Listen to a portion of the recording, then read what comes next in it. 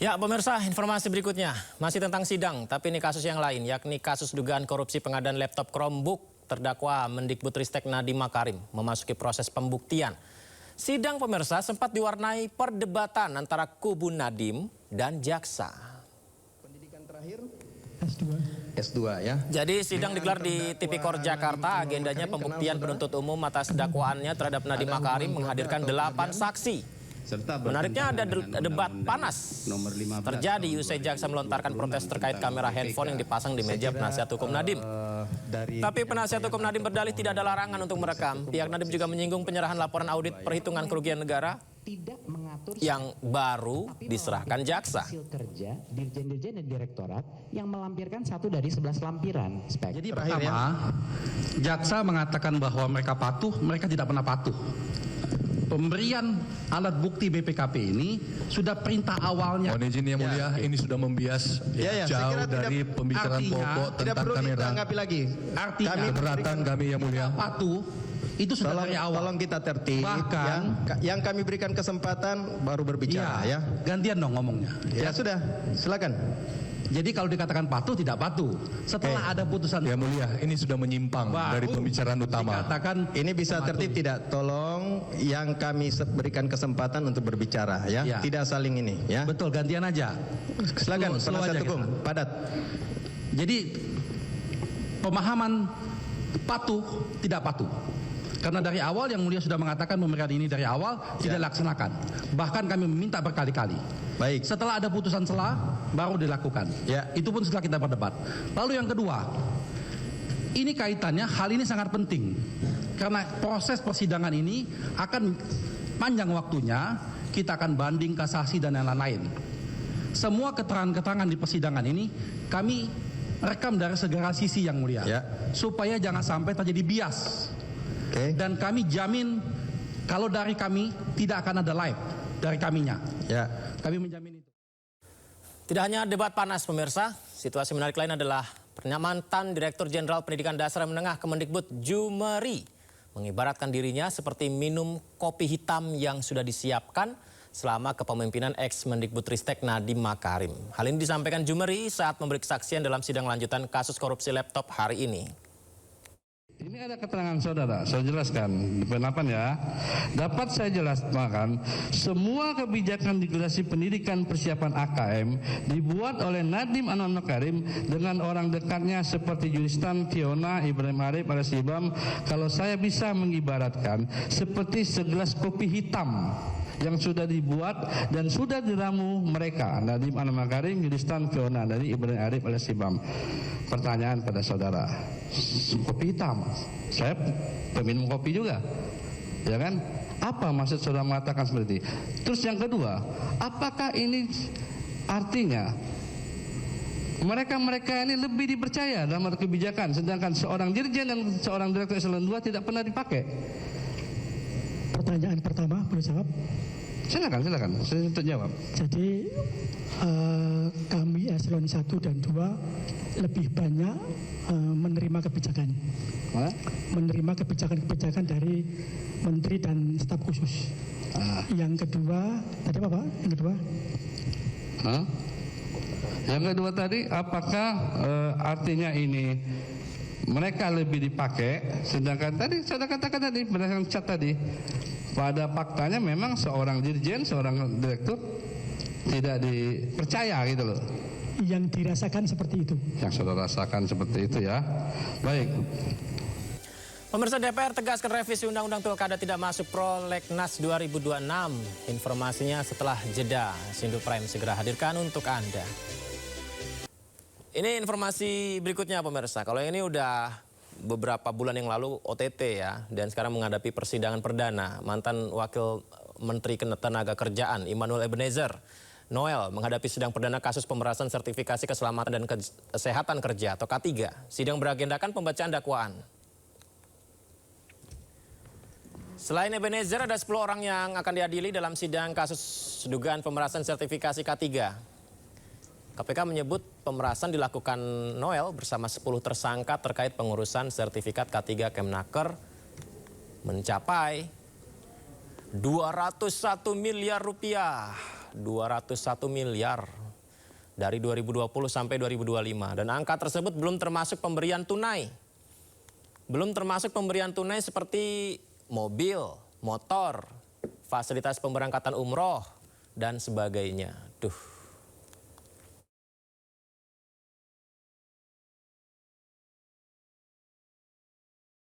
Ya, pemirsa, ketika sebelum ditangkap masih melakukan kesalahan, tapi begitu ketangkep mengakui bahwa itu adalah kesalahan saya dan minta maaf. Ya, rasa-rasanya jangan sampai seperti itu ya.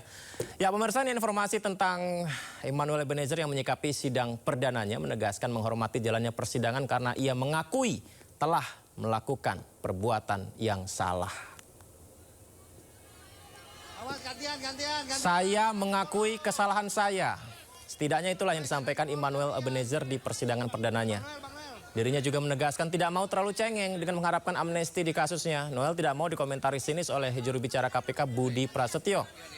Noel juga sempat membacakan surat dari anaknya yang menyemangatinya menjalani kasus ini. Noel cukup puas di persidangan di mana majelis memberi ruang luar biasa terhadap terdakwa dan Noel beberapa kali mengatakan dia mengaku salah. Menurut saya cukup puas ya, karena majelis memberi ruang yang cukup luar biasa terhadap hak terdakwa, juga penuntut umumnya juga luar biasa. Pokoknya secara prinsip kita menghargai hukum yang sudah berlaku. Gitu. Apalagi ini perbuatan saya kan, saya akui saya bersalah. Nah ini kita harus berani bertanggung jawab terhadap perbuatan yang saya lakukan. Yang jelas, saya mengakui kesalahan saya. Bang Noel juga ini ya surat pengakuan bersalah seperti Pak Miki juga nanti akan dibacakan juga? Ternyata kalau menurut KUHP yang baru, karena tuntutan saya luar biasa rendah banget. Rendah banget ya, 4 tahun sampai hukuman seumur hidup dan paling ini tengah-tengahnya 20 tahun. Jadi nggak ada ruang itu. Bang, gitu.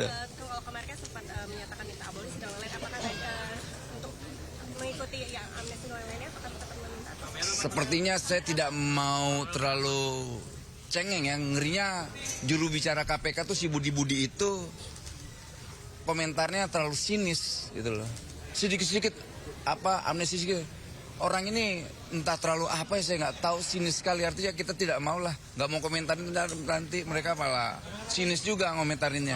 Lanjut nanti ya. Bang, tadi diberikan surat. Gimana? Surat dari anak abang, seperti apa Bang? Wah, surat anak saya itu bagus sekali. Ada nggak? Nih, mana suratnya? Nih, surat anak saya nih. Boleh ke kamera ya Bang? Boleh dong. Ke kamera ya Bang? Oke. Nih, surat anak saya nih. Oke. Ini yang muatkan saya nih. Ini ya, saya bacain ya. Nih, untuk ayah, semangatnya ayah. Nanti aku nggak bisa besok ayah lagi sampai aku libur lagi karena anak saya sekolah. Tulisannya lop gitu. Aku bakal kangen ayah. Maaf ya aku jarang nulis surat. Kadang aku kelupaan sama kecapean abis pulang sekolah atau langsung tidur. Aku selalu doain yang terbaik buat ayah. Luar biasa. Terima kasih buat anak saya yang saya sayangi. Yuk. Nih. Oke. Kita menghormati nanti persidangannya ya. Terima kasih masih di Sindo Prime. Dalam rapat terbatas dengan pemerintah, Komisi 2 DPR RI menegaskan revisi Undang-Undang Pilkada tidak masuk prolegnas 2026. DPR juga menyebut revisi Undang-Undang Pemilu dipastikan tidak akan menggeser Pilpres dari pemilihan langsung ke MPR.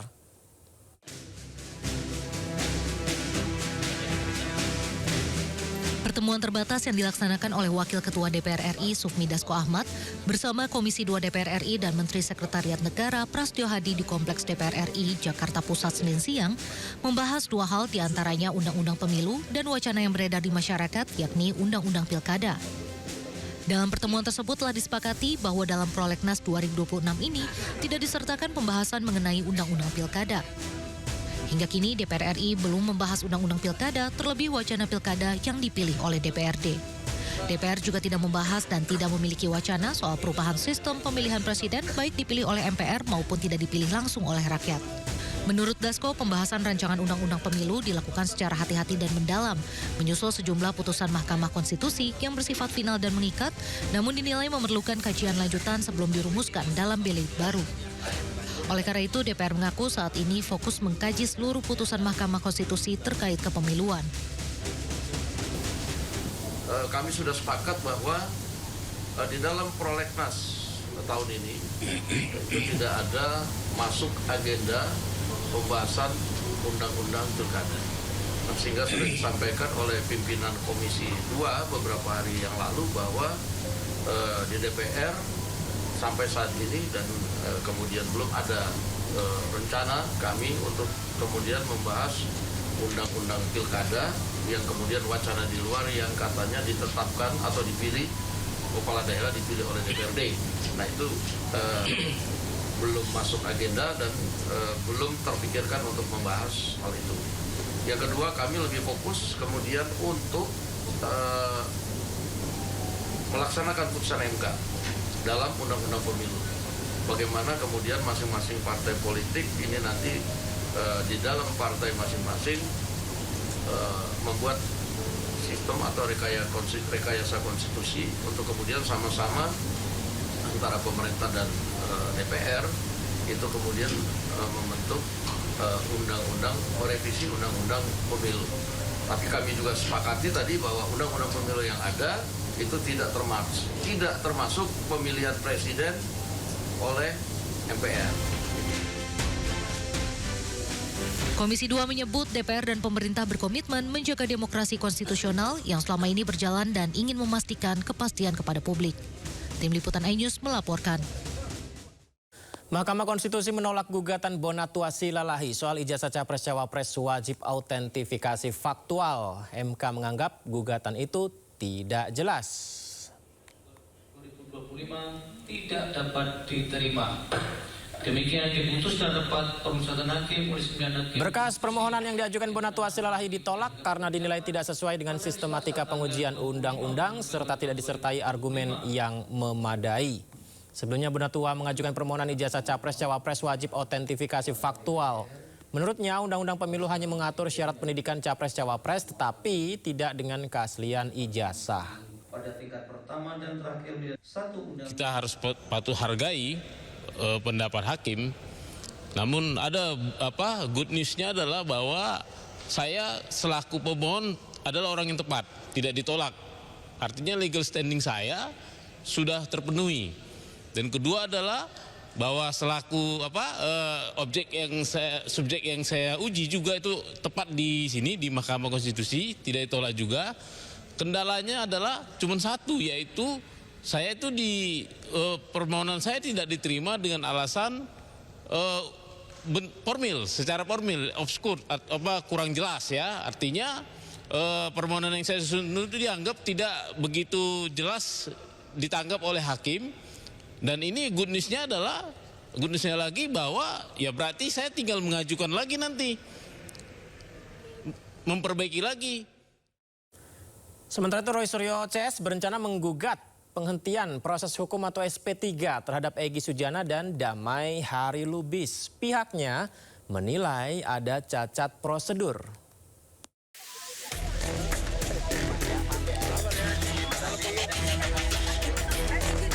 Tersangka tudingan ijazah palsu Jokowi, Roy Suryo berencana untuk menggugat penghentian proses hukum atau SP3 terhadap Egy Sujana dan Damai Harilubis. Roy menyebut ada cacat prosedur dalam pemberlakuan restoratif justice hingga penerbitan SP3. Baca pertimbangannya. A, B, C, D, E, F, G, H, I, J, K. Itu adalah laporan dari Jokowi, laporan dari Lidjumanan, laporan dari Ade Kurniawan, laporan dari Kamis Samuel Sweken, penetapan tersangka, SPDP, L-nya tiba-tiba loncat SP3. Ini nggak bisa, harusnya ada RJ-nya kapan, surat permohonan RJ-nya kapan, tiba-tiba ini meloncat begitu saja. Jadi ini sebenarnya cacat. Nah, ada keinginan, ini lagi dibicarakan, apakah kita mempertanyakan SP3 itu. Tapi ya, apapun itu yang akan dilakukan, saya terutama atau kami ikut dengan keputusan tim hukum. Jadi kalau tim hukum mau gugat SP3 silahkan. Sebelumnya, Polda Metro Jaya menerbitkan surat perintah penghentian penyidikan kasus dugaan fitnah ijazah palsu Joko Widodo. SP3 itu diterbitkan untuk tersangka Egy Sujana dan Damai Hari Lubis usai mengajukan permohonan restoratif justice.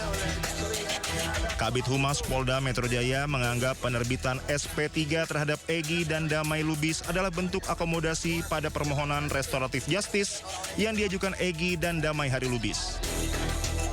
Tim Liputan Anyus melaporkan.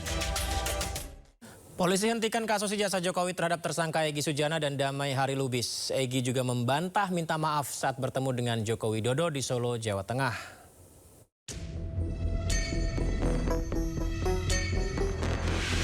Saya datang bukan untuk minta maaf. Ini saya sampaikan depan beliau. Penegasan ini disampaikan Egy Sujana beberapa hari setelah bertemu Presiden ke-7 RI Joko Widodo. Saat ditemui di Bandara Soekarno-Hatta Jumat lalu, Egy Sujana menyampaikan seluruh poin penting terkait pertemuan dengan Jokowi. Salah satunya penetapan tersangka Egy yang dianggap tidak sesuai prosedur. Egy juga menyebut restoratif justice dilakukan atas kesepakatan bersama. Lalu yang saya menarik lagi, Bapak Jokowi yang terhormat, dia menyatakan saya harus bagaimana. Nah disitulah baru ada RJ itu. Saya minta perintah Kapolri kepada Kapolda, Kapolda kepada Dirkrimum, cabut cekal saya dan SP3 kan saya. Itu yang saya bilang tuh. Dia langsung reaksi. Pak Sarip, ajudannya, panggil polisi. Nah saya baru tahu di sana ada polisi, bukan saya didampingi polisi. Sebelumnya, Polda Metro Jaya telah menerbitkan surat perintah penghentian penyidikan kasus dugaan fitnah ijazah palsu Joko Widodo. SP3 itu diterbitkan untuk tersangka Egy Sujana dan Damai Hari Lubis usai mengajukan permohonan restoratif justice.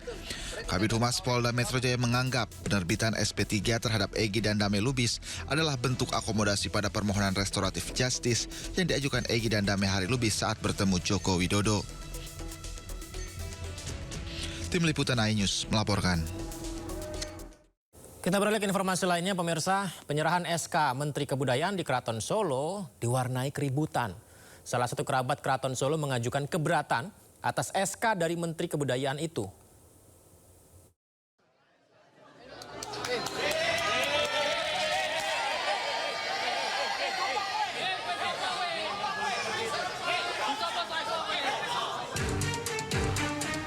Keributan mewarnai penyerahan SK Menteri Kebudayaan terkait pemanfaatan Keraton Solo di Sasana Parasadya Keraton Kasunanan Surakarta Hadiningrat.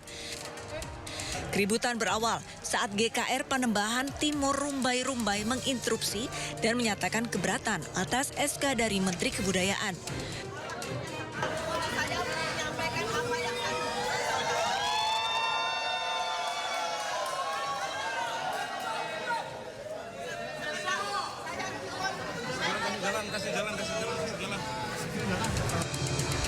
Setelah keributan bisa diatasi dengan keputusan bersama, Menteri Kebudayaan Fadlizon menunjuk Kanjeng Gusti Panembahan Agung Tejo Wulan sebagai penanggung jawab Keraton Solo. Telah bersepakat ya untuk menunjuk penanggung jawab, karena kita berharap keraton yang bersejarah ini harus terjaga, terawat. Rencananya Keraton Solo akan direvitalisasi karena banyak bangunan dan area bersejarah yang memerlukan perhatian khusus. Dari Solo, Jawa Tengah, Septiantoro, iNews melapor. Acara penyerahan surat keputusan Menteri Kebudayaan, informasi tadi ya tentang kawasan cagar budaya Keraton Solo, ini diwarnai interupsi. Interupsi oleh salah satu kerabat Keraton Solo. GKRP Timur Rumbai yang keberatan dengan SK tersebut menginterupsi jalannya acara, bahkan dengan mengambil alih pengeras suara yang digunakan Menteri Kebudayaan Fadlizon. Keputusan Menteri Kebudayaan Republik Indonesia nomor 8 tahun 2022. Mohon maaf Bapak, saya ingin menyampaikan Penyerahan surat keputusan tentang penunjukan pelaksana perlindungan pengembangan dan atau pemanfaatan kawasan cagar budaya Keraton Kasunanan Hadiningrat di Keraton Surakarta oleh Menteri Kebudayaan Fadlizon diwarnai penolakan dari salah satu kerabat Keraton Solo. Menerima keputusan Menteri Kebudayaan Republik Indonesia nomor 8 tahun 2020. Mohon maaf Bapak, saya ingin menyampaikan Saat sambutan tengah berlangsung, GKRP Timur Rumbai yang keberatan dengan SK tersebut menginterupsi jalannya acara dengan mengambil alih pengeras suara yang digunakan Fadlizon. Hal ini menyebabkan suasana menjadi gaduh.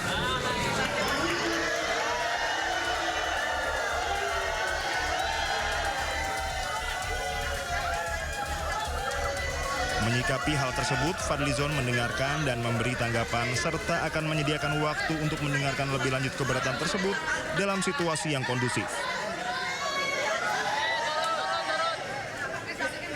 Telah bersepakat ya untuk menunjuk penanggung jawab karena kita berharap keraton yang bersejarah ini harus terjaga, terawat ya. Tadi saya telah meninjau, mungkin belum semua ya, tapi sebagian besar nih bersama Pak Dirjen semua. Ternyata memang perlu ya cukup banyak pekerjaan rumah untuk melakukan revitalisasi bangunan-bangunan, gedung-gedung, tempat-tempat yang penting bersejarah yang ada di keraton ini. Meski sempat terjadi keributan dan acara terhenti, namun acara dilanjutkan dengan penyerahan secara simbolis sampai selesai setelah GKRP Timur pergi dari Sasana Parasdia. Dari Solo, Jawa Tengah, Septiantoro Anyus melaporkan.